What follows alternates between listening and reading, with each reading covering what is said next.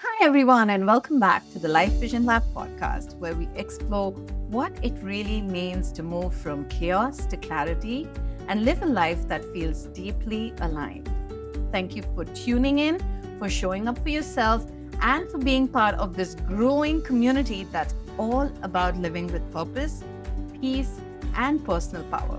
Today's conversation is one I've really been looking forward to because it speaks directly to something so many of us, especially women, experience in midlife. That quiet question that whispers inside of us, is this all there is? When life feels full but somehow not fulfilling, when we've spent years taking care of everyone else and we suddenly realize we've been running on empty battery. That's where today's guest comes in. Heather Stewart is a transition facilitator and a life coach who helps women in midlife learn to navigate the demands of life, keeping themselves replenished and create the lives that truly makes their hearts sing. Her philosophy is simple, but very powerful. The most selfless thing you can do is keep your own well full so that others can draw from it. Heather's incredible work has been featured in Women's World Magazine, Elle Canada, and Yahoo Finance, and she's helped countless women transform from burnout and depletion to balance and fulfillment. Heather, welcome to Life Vision Lab podcast. I am so happy you're here today with me.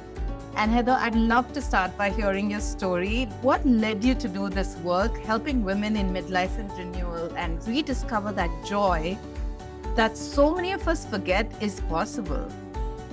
Oh my goodness. Thank you so much. I was listening to you going, wow, I sound pretty amazing. It's funny, because I just did my podcast before this, and I was saying, you can't see yourself from the outside. Yeah. So having someone reflect it to you is always so fun. So yes, I am Heather Stewart. I call myself a transformation guide because I feel like I have traveled the road and I can kind of turn back and go, come this way to help people who can't find the way. And the podcast that I have now is actually called Illuminate Your Worth, specifically to help illuminate for people where they're going. The story is always, it seems we downplay things for ourselves, right? But I was a chartered accountant CPA. I went to university, I got the degree, I did the things I was supposed to do. I got the career. I was a finance executive. And like you said, it was like, is this what every day is going to look like now? And I just was not happy. I had all the things you were supposed to have. There was something that was saying, okay, you can go on vacations, you have all the material things you want, but that's not filling what needs to be done. I don't recommend this for everybody because it's a bit traumatizing for some people, but I quit my job. Some people just think, was she insane? But I did. I quit my job. It's becoming more common now, but 20 years ago, people didn't do this. I quit my job. I sold my house. I got divorced and I went to India. And I was thinking about this the other day. You don't need to go somewhere else to quote unquote find yourself.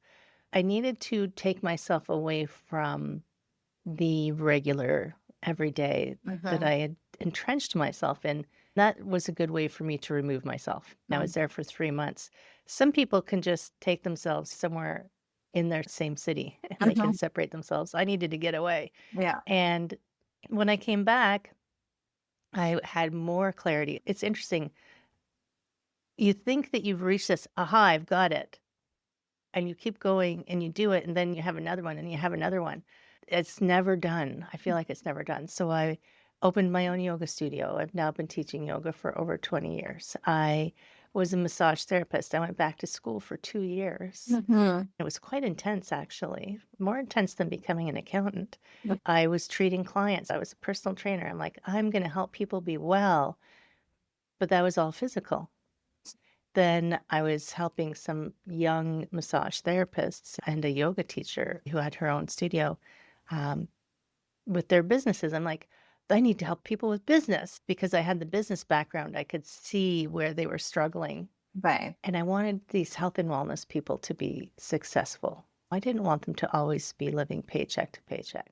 Somehow, when you're on this path, you think it's important to just focus on wellness and money. If you start focusing on money, then you're bad, right? Well, Back in the and people have this yeah. idea that money is the root of all evil, and to want more makes you greedy because we have this idea that there's scarcity. And that is a false belief. Mm. There's no scarcity. There's enough for everyone. There is more than enough for everyone. Yes. We just have a distribution issue. Yeah. Sometimes I feel like what we have is a receiving issue. Mhm. The wellness people I worked with didn't see the value in what they did and felt it was wrong Mhm. to expect payment for it. As an accountant, I had this relationship with numbers that I just thought, well, why wouldn't you be Mhm. worth this? I was a massage therapist. I had a lawyer that I treated for a long time. She was a human rights lawyer. And one day she said to me, Heather, you should be making more, you should be making what I make. And, she was a lawyer. Massage therapists don't make what Oh, lawyers make. exactly. But she thought the world was upside down. She said, the service that you provide is so valuable Yeah. and it's underappreciated. And I think that's true of so many people, and not to put a dollar value on it, but they undervalue themselves. Undervalue Just and in what, underestimate the value they bring to the table. yes, because we have this weird conditioning that if you aren't being productive in some evidential way, if you say, what did you do today? And someone says nothing, you're like, what? You did nothing today? How is that contributing to society? But what if it does actually contribute to society for you to rest? We have this idea that every moment of the day, we need to be busy. We need to be producing. We need to show evidence that we are contributing, that we are having value, where some things of value are so qualitative versus Mhm. quantitative. Mhm. What kind of dollar value can you put on being happy? It's like, You just can't. It's priceless, right? Feeling like I think my sort of midlife awakening is what I call it, because that's when I woke up, was last year when I was questioning everything around me. And I gifted myself a solo trip because, like you, I want to get away from my current environment and situation just to think better. I was questioning my life, my marriage, my worth. Am I doing what I'm meant to do? And that trip up Machu Picchu on my own, the amount I had to fight, the different mindset beliefs that came when I was climbing the altitude on my own without the people I normally depend on, right? No emotional support, no motivation, just me, myself, and I. It brought out so many things to light. I agree with you. Just having that trip for yourself can bring so many aha moments. I love that you experienced that. I had it in India because that's where I come from. So that's beautiful. I love that you climbed Machu Picchu because I did that one as well. It is a challenging climb. It is. It is. It And is. so a lot of my friends, my husband, my sister, everyone's like, you really haven't climbed any mountain. And I'm like, yep, I'm going to do it. And I Why did, not? right? It's all here in the mind. And so I love how you describe midlife, not really an ending, but as an invitation, a chance to come home to ourselves again. And I Right. have many women in my life, Heather, who are either approaching their 50s, closer to 60s. Closer to 60s means you're talking about retirement. And a lot of them have spent, and I still work in the corporate world. So for a lot of them in the corporate world is what's next for me? My life looks really empty. What am I looking forward to? I know a lot of women who keep pushing and still working without really knowing what's next for them. You can see that they're really struggling with that realization that I haven't made a plan. Right. And Well, it's interesting because we never look down the road, right? Last week, I did a podcast. My topic was impermanence. When I was in India, I sat with the Dalai Lama for 5 days, and he was Wow. teaching at his residence, and he said, "Everything is impermanent, including impermanence," and I just went, This is too "What?" much. But, we when it even when, I'm 59, I'm like, that's not old." You know, when I was 20, I thought it was old, but Mhm. we don't think ahead of this idea of at some point this is gonna change. Mhm. Mm.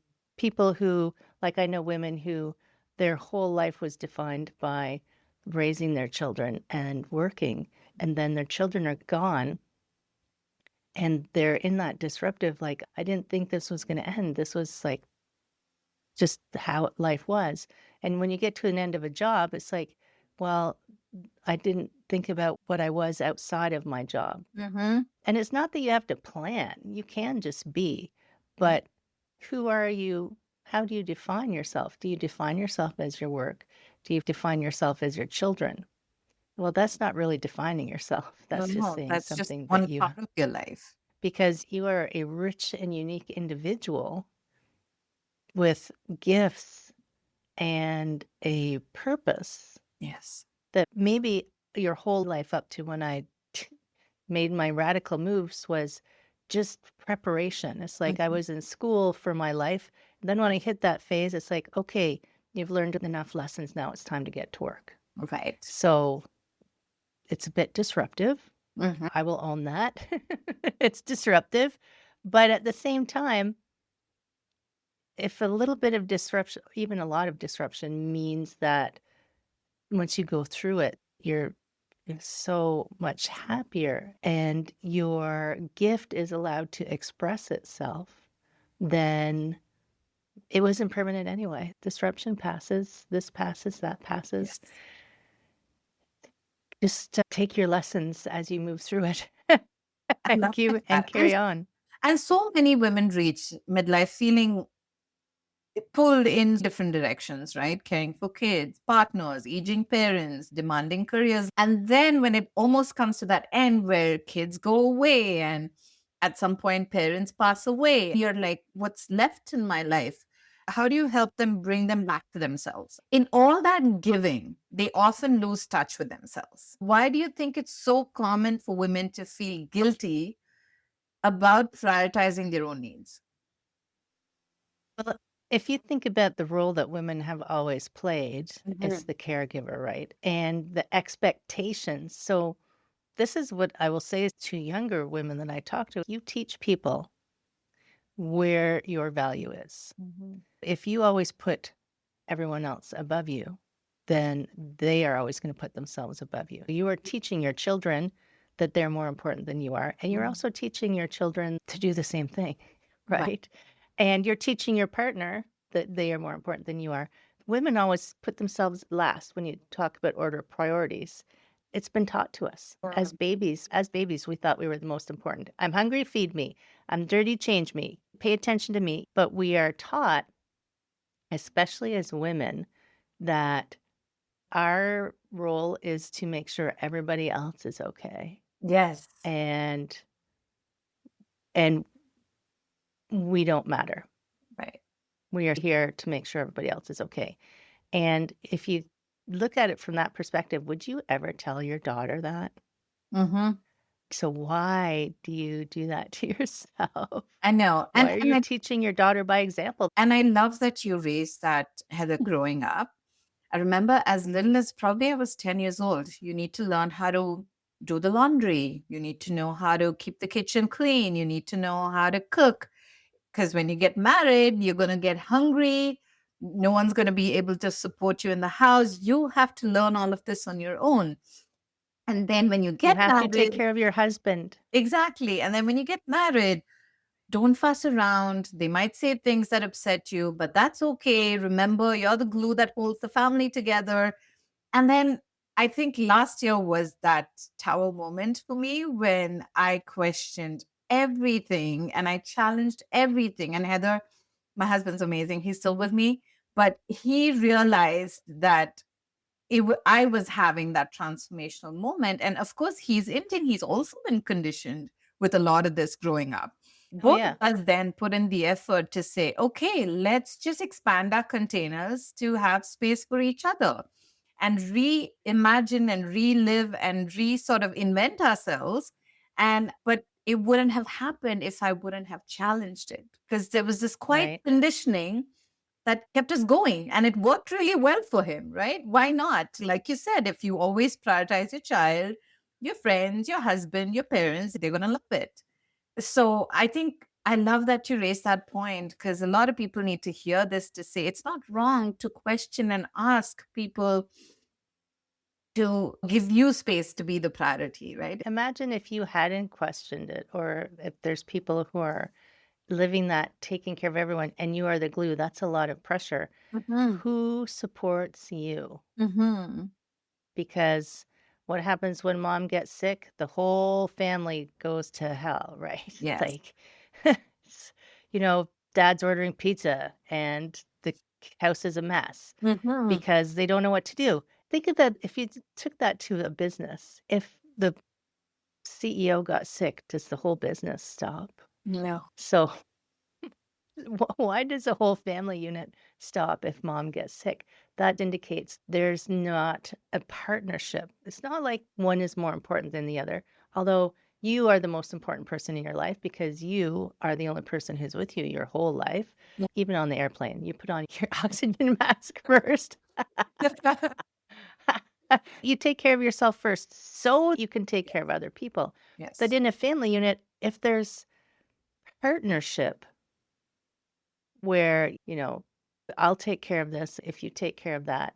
And you might decide on a division of roles. That doesn't mean that it's the only way that life has to be. It's Mhm. like, I'm coming home late tonight. Can you make dinner? Yeah, no problem. Or I need some time to myself tonight. Can you put the kids to bed and empty the dishwasher? Having that give and take, because Yes. sometimes your partner needs support, sometimes you need support, sometimes they need time, sometimes both of you should be allowed to make your well-being your priority. You don't have to make everybody else's well-being your priority. Mhm. You can support them, but you don't fix them. Tell them how to I take care of love that you themselves. say, Heather, forget as much as we keep talking, even me, as I go through this transformation, there are times I still forget and you default to your old programming and you get guilty and over sort of compensate sometimes when you're not available to do certain things you thought you could. What's that one mindset shift you encourage people like me and everybody going through this transformation make when that guilt shows up? So if guilt shows up, there's a source of the guilt, right? So what is your source? Where does that guilt come from? Hmm. What are you feeling guilty about? That I've not done enough, Why? that I prioritize myself over doing stuff at home. And why is that? Mm. And that's the conditioning again, right? Yeah. So Yeah. it's like you ask yourself, why is this here? I'm not perfect. I'm still learning my life lessons as well. And that's what makes life exciting. But if I see something happen, like a feeling, and I actually talk it out with my partner as well, I'm like, wow, I feel this right now. Hmm. If I tell him, because, men are very good at problem solvers. If I say, I don't want you to solve this, I just want you to listen right now. He'll try to just listen. I'll just say, I'm feeling this right now. I wonder what that is. Where is that coming from? Is that an old story that I've been telling myself about? I did a podcast episode once called Stop Shoulding All Over Yourself. Should is implying that you are not enough already. Mm-hmm. Right. And you are enough already, and you're doing what you can with what you have and what you know at this time. Doesn't mean you can't question, doesn't Hmm. mean you can't shift, doesn't mean you can't change your belief systems. Hmm. But where you are right now, you say, what is this thing? Mm. And then you keep asking why, because the top level why isn't usually the answer, Mm. right? You need to usually go down a Deeper. few layers. Yeah. Yeah. That's such a powerful reframe, Heather. And that replenishment isn't selfish, it's sacred, right?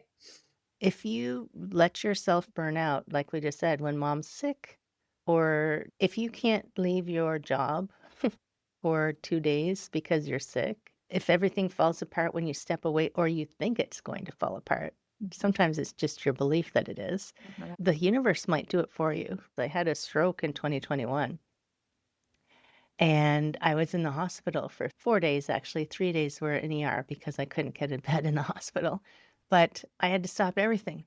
Mm. I had this, "Oh my goodness, what am I gonna do?" My clients I'm messaging my clients, they're like, "Heather, you're in the hospital." "Of course, no problem." Mm. I'm messaging my family, they're like, "But you're the healthiest person we know. What do you mean you're in the hospital?" So, and then 'cause what my lesson was, 'cause I had a conversation earlier with one of my clients, she said she reframed it as the positive things and the things she's working on. Mhm. That she wishes were different. I would have not been in the hospital if I didn't have to be, and at one point, I'd been in there for about 12 or 13 hours. I thought, "Okay, so I am in the hospital." Mm. They know. They say, "Yes, you've had 2 strokes." I'm like, "Okay." So then I had to reframe. Instead of being upset, I was like, "What is the lesson here that I'm" Mhm. So I was being forced to take time away from life Mhm. to gain a perspective. Mm. I know a lady who was working, working, working. She worked for a not-for-profit. She broke her ankle and had to stop doing everything, Oh my. right? Mhm. I was in the hospital. I had to stop doing a whole bunch of things and pause for some quiet time. Sometimes the universe gives you your quiet time. Mhm. And that's when actually, because I started with physical wellness and I went to business wellness. After my stroke, I was like, nope, it's even bigger than that. It's the whole person. What is going on with that person? Because Mhm. they're all interconnected. Mm. We want to make sure that we can get a bigger perspective Mhm. of how that person is meant to be in this world, to Okay. feel free and happy and peaceful and joyful and fulfilled, all of those words that we like. Beautiful. Thank you for sharing that, Heather. Must have been, Mhm. it's such a hard place to be in when you have a stroke and you're hospitalized. Someone who's always been independent and healthy and really thriving.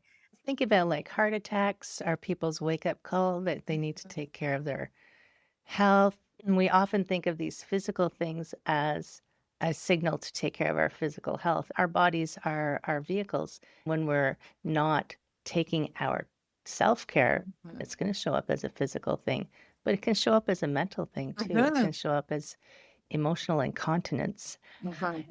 I would just start crying. You know, a Kleenex commercial on television and I could be crying. I'm like, really, this is not life shattering. But it's like a signal that you're full Yeah. other people's stuff Mhm. instead of yourself. Mm. It's okay to be full of yourself. I'm not using that in the conceited, self-aggrandizing way. It's more like full of myself, as full of my energy that I can radiate outwards. And so you often say, keep your own well full so that others can draw on it. Can you share what that really looks like in everyday life? Maybe give an example from your coaching or your own personal journey. So one of my favorite things to say is everyone's an experiment of one.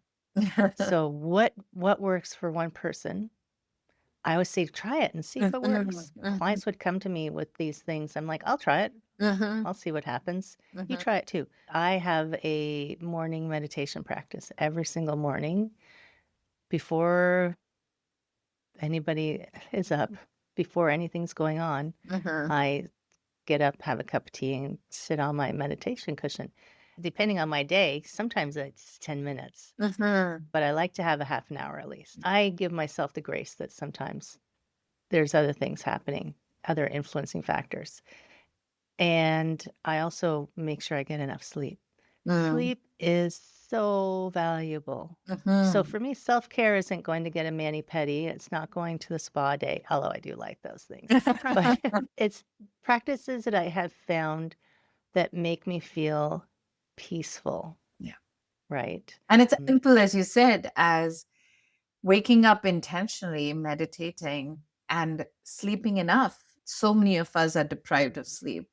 because of Yeah. hustle culture and productivity. Before I would tell anybody to have a meditation practice, if I thought it would be helpful for them, I would make sure that the number one thing is sleep. Mm, Even as a personal trainer, mhm, helping people get stronger, if you haven't got enough sleep, the stress that I'm going to put on your muscles mm, is more stress than your body needs, mhm, even though we know you have to stress the muscles to make them bigger. mhm, It's just not helpful mm, to work out when you're already in a depleted state. mm. Meditation, sleep, anything else? Actually have a client who one day, because she takes care of a lot of things, she's a bit older. She was getting stressed and feeling like very anxious. So she schedules 1 day a week. She only does a half a day, one half of a day, whatever she wants. Mm, It doesn't have to be a whole half day if that's not, going to work for you, but it's like a chunk of time. I actually do this myself in my business. Every day, there's a block of time in my calendar.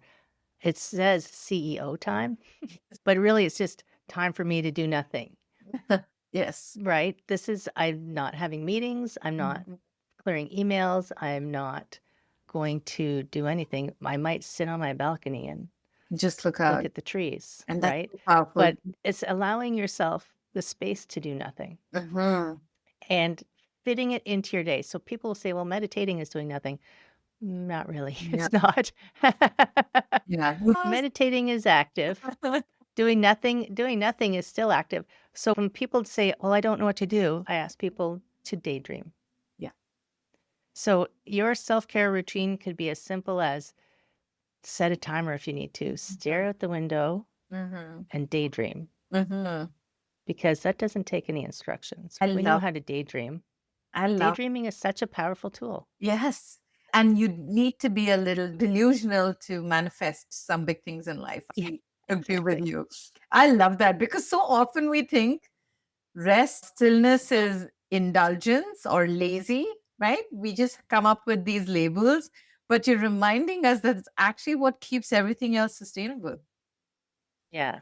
And since the Industrial Revolution, that's a Mhm. very Industrial Revolution mindset that we've placed on people. Like, you need to be doing something. You need to be doing something. Mhm. No, you don't. Not all the time. We're not built that way. So let's talk about some of the tools or rituals that help women to start to replenish. I know you gave three very important ones that we Mhm. can, and that's really easy if we start really actively working towards making it part of our life. Start with 10 minutes, 15 minutes, and go from there.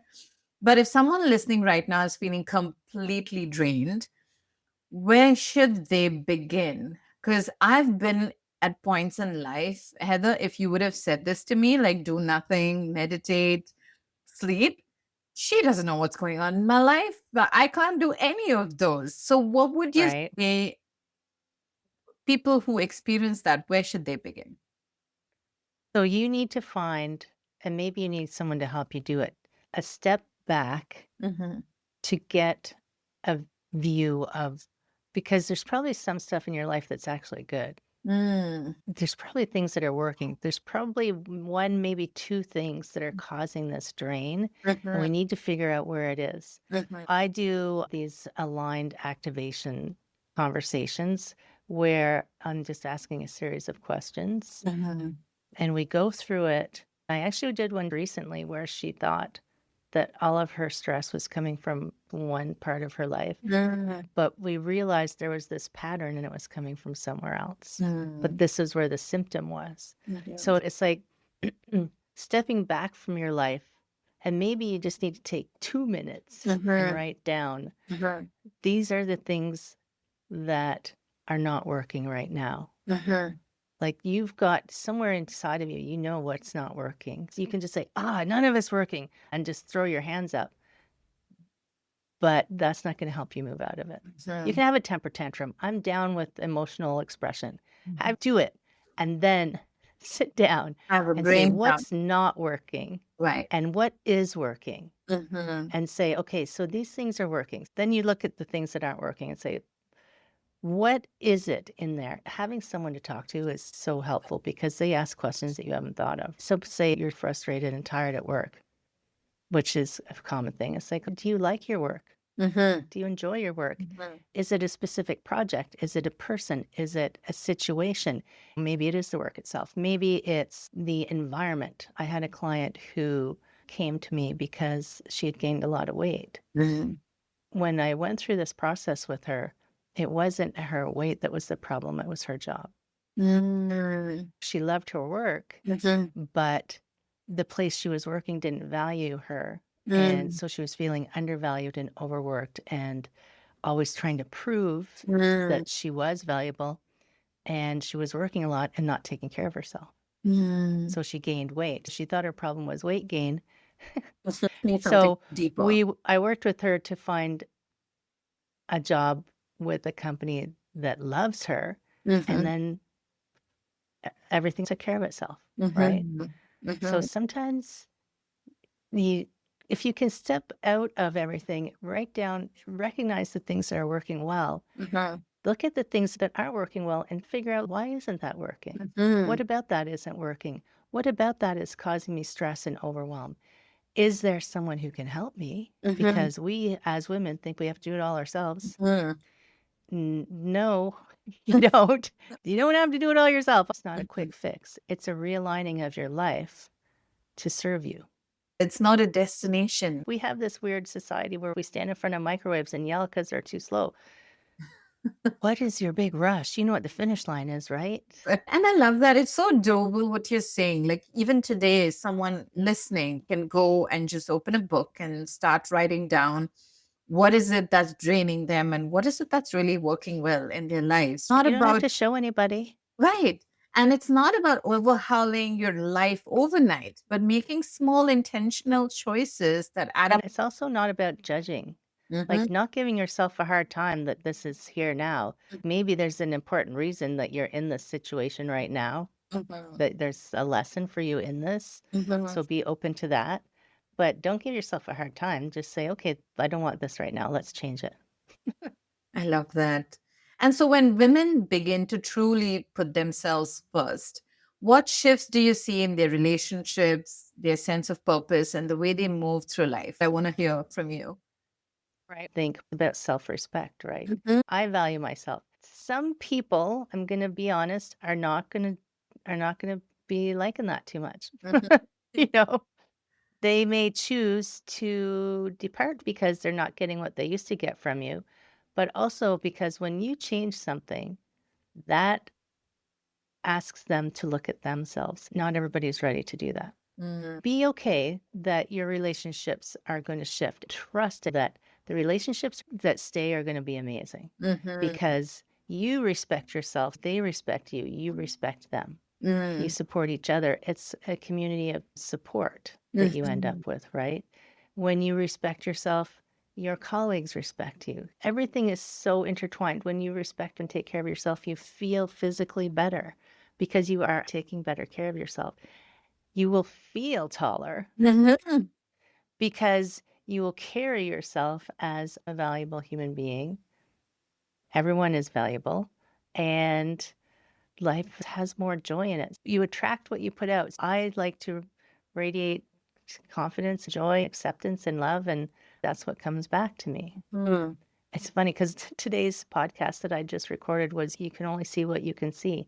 If I'm out there looking at and only seeing negative things, well, what filter am I looking through, right? Mhm. There's good things and there's things that we would like to be different. And I can attest, Heather, when I really shook my life up last year and challenged everything, it was my process of trying to understand at the age of 40 what I want my life to look like. It's a game changer. You do stand tall, you feel prettier, you become your own best friend. So you stop relying on people around you to show up because you're showing up for yourself. There's a lot out there that talks about raising your vibration and frequency.